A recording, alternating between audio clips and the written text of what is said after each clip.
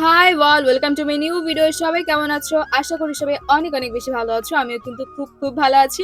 আজকে অনেকদিন পর নতুন একটা ব্লগ ভিডিও নিয়ে চলে এসেছি। এতদিন পরীক্ষা থাকার কারণে ডেইলি ভিডিও আপলোড করতে পারিনি। পরীক্ষা শেষ হতেই তোমাদের সঙ্গে নতুন একটা ভিডিও নিয়ে চলে এসেছি। আজকে একটি বিশেষ দিন, তাই দুপুর বেলার রোদে আমি আর বাবা দুজনে মিলে চলে এসেছি বাজারে কিছু বাজারঘাট করার জন্য। আজকে হচ্ছে আমার ঠাকুরমার 25তম মৃত্যুবার্ষিকী। এই দিনে 25 বছর আগে আমাদের ঠাকুরমা আমাদেরকে ছেড়ে চলে গিয়েছিলেন। যদিও আমি তাকে চোখে দেখিনি, কিন্তু আমার পরিবারের মুখে তার কথা শুনেছি অনেক, তাই তাকে অনুভব করি প্রতিটা মুহূর্তে।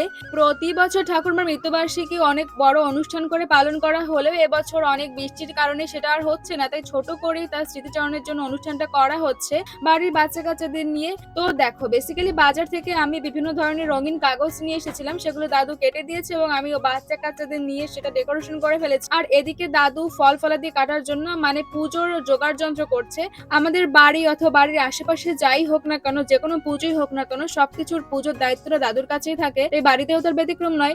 ওদিকে দাদু পুজোর জোগাড় যন্ত্র করছে, আর এদিকে আমরা কিন্তু অলরেডি মোমবাতি দিয়ে সাজানো শুরু করে দিয়েছি। আজকে বেসিক্যালি হচ্ছে প্রসাদের আয়োজন করা হয়েছে বাচ্চা কাচ্চাদের জন্য।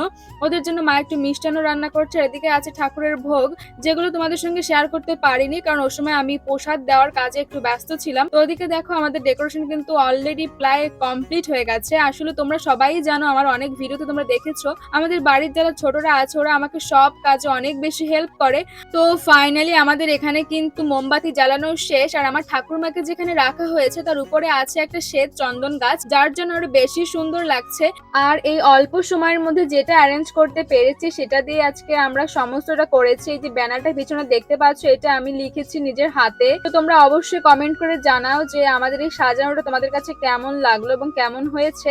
এরপর আজকের এই দিনটার সমস্ত স্মৃতিগুলো ধরে রাখার জন্য ফ্যামিলির সবাই মিলে একটা ফ্যামিলি ফটো নিচ্ছিলাম ঠাকুরমার সমাধির সামনে দাদুকে সাথে নিয়ে। তারপর সবাই চলে গেলাম মন্দিরে, যেখানে এখন গীতা পাঠ শুরু হবে।